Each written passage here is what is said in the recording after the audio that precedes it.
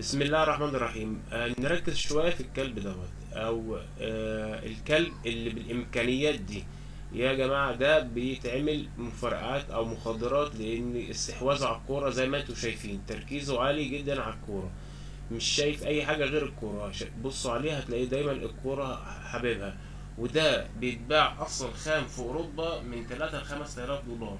فعلا في شركات بتشتريه بالسعر ولما بيتدرب احنا عندنا في السوق المحلي بنبيعه بسعر عالي. هو مشروع، بس مش اي مدرب بيعرف يدرب الكلب لان المدربين اللي هم بتوع المفرعات قليلين جدا في مصر او تبع الجهات الامنيه.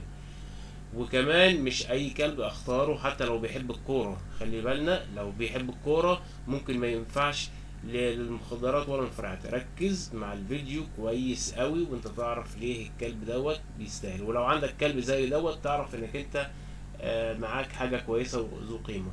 واهم حاجة في الكلاب ديت الجيرمان او المالين واللي بتحب الكرة دي، سعرها غالي سعرها غالي، محدش دلوقتي عبيط، كله عارف ان الكلب اللي بيحب الكرة غالي. كابتن عبد الكريم.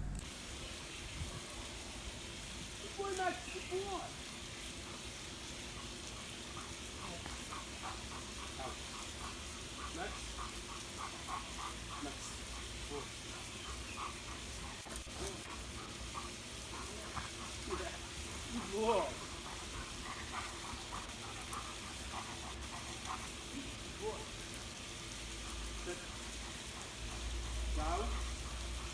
Good boy, sit. Oh, good boy.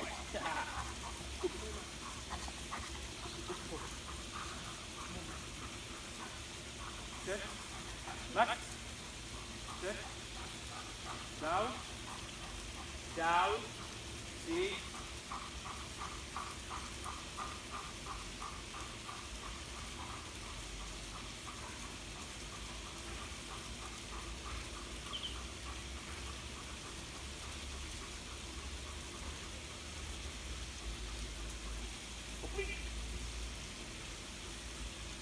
Good boy.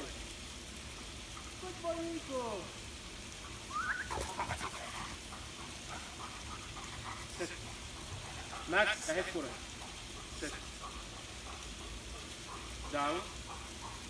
Sit.